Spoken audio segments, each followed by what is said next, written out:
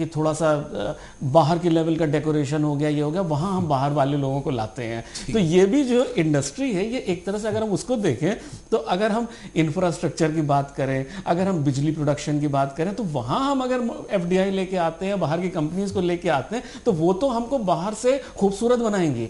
लेकिन अगर हम इसे लेके आते हैं तो ये कहिए ये हमने इनको अपने किचन में घुसा लिया, या हमने अपने एकदम घर के अंदरूनी पार्ट में ले आए, जो शायद हमारे एटलीस्ट इंडिया के सिस्टम में अभी तक एक्सेप्टेबल नहीं था, और ये शायद भी बहुत अच्छा नहीं रहेगा। लेकिन सरकार का ये कहना कि देखिए, पहली चीज तो वैसे भी ये सब जगह तो गांव-गांव तक, कस्बे-कस्बे तक तो लागू होने जा ही नहीं रहा। तो 10 लाख से ज्यादा बड़ी आबादी के शहर में होगा, ऐसे 53 स्थान होंगे जिसमें शुरू में सिर्फ 18 स्थानों पर लागू किया जाएगा। उसमें भी शर्त यह है कि प्रदेश सरकार जब तैयार होगी तभी उस प्रदेश के अंदर लागू होगा।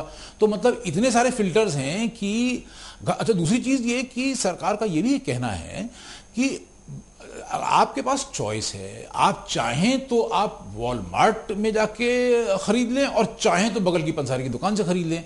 तो विकल्प तो आपके पास मौजूद है। तो घबराहट किस बात की है? मतलब कोई दबाव तो नहीं डाल रहा कि नहीं साहब आपको वॉलमार्ट ही जाना पड़ेगा और खबरदार से पंसारी की दुकान पे गए। लेकिन पंसारी उस सिचुएशन में सर्वाइव कर पाएगा नहीं कर पाएगा, ये सबसे बड़ी चीज है। वॉलमार्ट घाटे पे सामान बेच के, या कोई भी मल्टीनेशनल ब्रांड घाटे पे सामान बेच के 5 साल सर्वाइव कर सकता है, लेकिन हमारे पड़ोस का पंसारी वो 5 साल सर्वाइव नहीं कर सकता है लॉस पे सामान बेच के। बिल्कुल मनोज जी, इस बात से हमें इत्तेफाक रखना पड़ेगा कि अगर बड़ी बड़ी कंपनियां, वॉलमार्ट के पास पैसे का इतना बैकअप है, पूंजी का इतना बैकअप है कि वो सच में 5 साल घाटा जो है बड़ी आराम से झेल सकते हैं।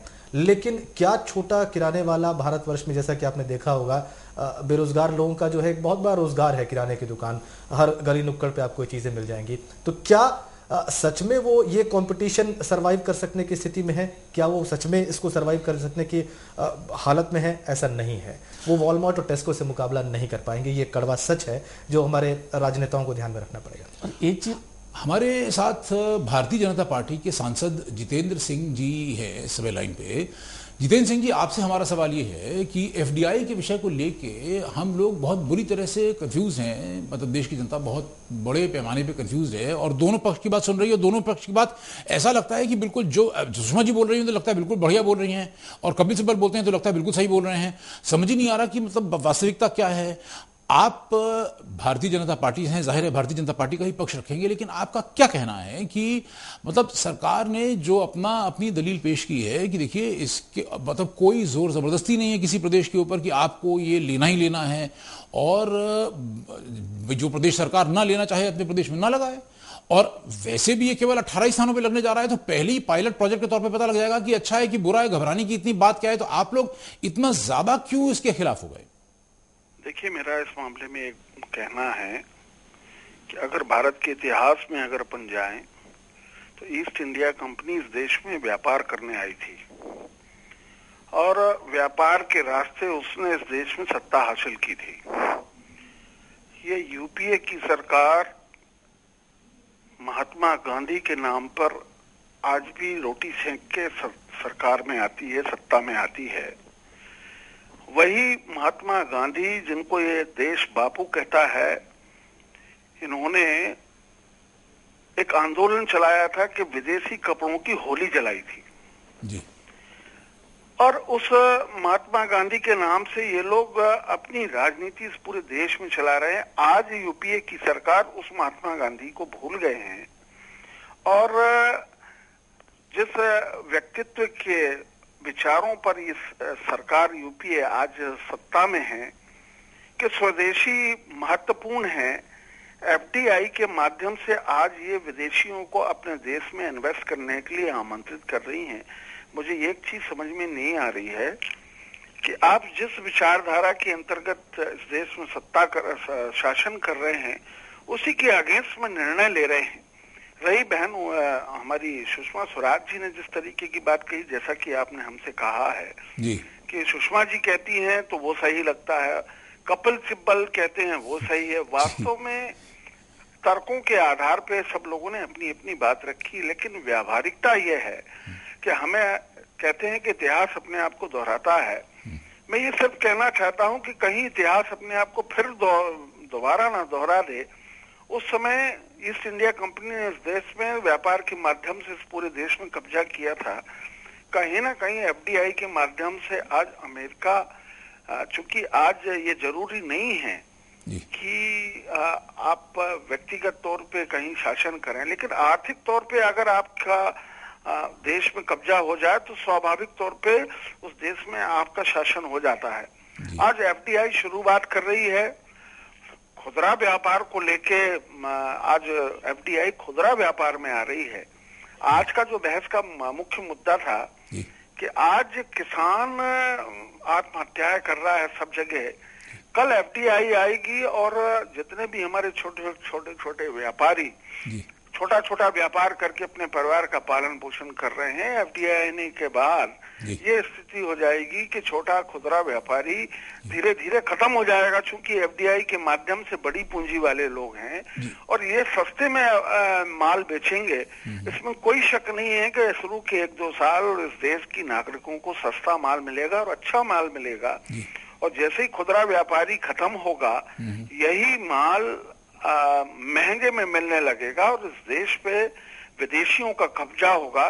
इस नाते आज ना सिर्फ भारतीय जनता पार्टी बल्कि संपूर्ण विपक्ष के साथ साथ सत्ता में सहयोगी रहने वाले, चाहे वो बीएसपी हो चाहे आज समाजवादी पार्टी, इन सब लोगों ने इस चीज का विरोध किया है कि एफडीआई आज की तारीख में खुदरा व्यापार में देश में लागू होना अनुचित है और हर हालत में इसको रोल बैक किया जाना चाहिए। जितेंद्र सिंह जी, लेकिन जो कपिल सिब्बल ने एक बात कही, शायद एक तरह से आपकी दुखती रग पे उंगली रखने की बात है कि आपने कहा कि खुदरा व्यापारी आत्महत्याएं कर लेंगे, यानी कि उन्होंने जो आपके ऊपर आरोप लगाया कि आप बिचौलियों की पार्टी हैं और आपको जो दर्द हो रहा है वो किसानों के लिए नहीं हो रहा है, बिचौलियों के लिए हो रहा है, क्योंकि आप मिडिलमैन की पार्टी ही कहे जाते हैं।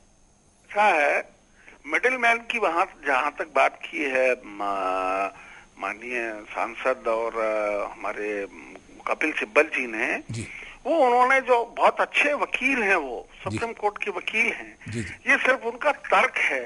ये वो कैसे सिद्ध कर सकते हैं कि हम लोग मिडिलमैन के सहयोगी हैं? जी हेलो, जी आपकी आवाज आ रही है? मैं ये कह रहा था कि कपिल सिब्बल जी ने जो बात की है कि हम लोग मिडिलमैन के समर्थक हैं, ये कैसे सिद्ध कर पाएंगे? वो नहीं, बुंदेला से मेरा प्रश्न है, सिब्बल साहब ये कहना चाहते थे कि एफडीआई आने के बाद रिटेल में किसानों से डायरेक्ट जो भी रिटेलर्स होंगे वो सामान खरीदेंगे और यहाँ पर बिचौलियों का कोई रोल नहीं रहेगा। तो उनके कहने का अर्थ ये था कि अगर एफडीआई रिटेल में नहीं आता है तो फिर अब तक जो सिस्टम चल रहा है वही चलता रहेगा और बिचौलियों का खेल चलता रहेगा। तो आप एफडीआई का विरोध नहीं कर रहे हैं बल्कि बिचौलियों का समर्थन कर रहे हैं, ऐसा कपिल सिब्बल कह रहे थे। इस मामले में माननीय सुषमा स्वराज जी ने एक एग्जाम्पल दिया था कि आज शुगर केन के जितने भी किसान हैं, आज वो जब उनके बीच में कोई मध्यस्थता करने वाला नहीं है, लेकिन जब वो शुगर मिल के मालिक को अपना माल बेचते हैं, उनको एक साधारण सी पर्ची दे दी जाती है और वो अपने पेमेंट के लिए आज भी भटक रहे हैं। तो ये कहना कि मिडिलमैन खत्म हो जाएगा, इसके बाद भी इस देश के किसानों को कोई लाभ होगा, तो आज उसका एग्जाम्पल हमारे सामने शुगर केन के किसानों का है। वो अपना मेहनत करके शुगर केन पैदा करते हैं और माल बेचते हैं और पर्ची लिए घूमते हैं, लेकिन उनको आज भी भुगतान नहीं हो रहा है। इसकी क्या गारंटी है कि एफडीआई जब आएगी यहाँ पर, एफडीआई के माध्यम से वॉलमार्ट जैसी कंपनियां हमारे देश में आएंगी और वो यहाँ पर व्यापार करेंगी किसानों के साथ या आम नागरिकों के साथ, जो भी वो व्यापार करेंगे उनके साथ ऐसा नहीं होगा, इसकी कोई गारंटी यूपीए गवर्नमेंट ने नहीं दी है। जी अनुराग जी कुछ कहना चाह रहे हैं? जितेंद्र जी, एक मेरा छोटा सा सवाल था कि क्या एफडीआई जैसे इतने बड़े मुद्दे पे सरकार इतनी आगे तक आ गई कि आज पार्लियामेंट में वोटिंग तक होने जा रही है, क्या इन सारे जो भी सामने दिख रहा है उसके अलग क्या विपक्ष में बीजेपी ने क्या एक जिम्मेदार विपक्ष होने के नाते सरकार से जो इस एफडीआई को इम्प्लीमेंट करने का रोड मैप, क्या प्लान है, क्या स्ट्रैटेजी होगी और किस तरह से फायदा होगा? क्या कभी डिटेल में डिस्कशन को इस बारे में बीजेपी और कांग्रेस या विपक्ष और पक्ष का हुआ है? देखिए, मेरा एक इसमें अनुरोध है कि एफडीआई का विरोध भारतीय जनता पार्टी नहीं कर रही है। आपको बड़ा अजीब लगेगा मेरा ये कहना, लेकिन सेक्टर अलग अलग है। आज खुदरा व्यापार में अगर एफडीआई आ रही है तो ये इस देश के लिए हानिकारक है, लेकिन अगर यही एफडीआई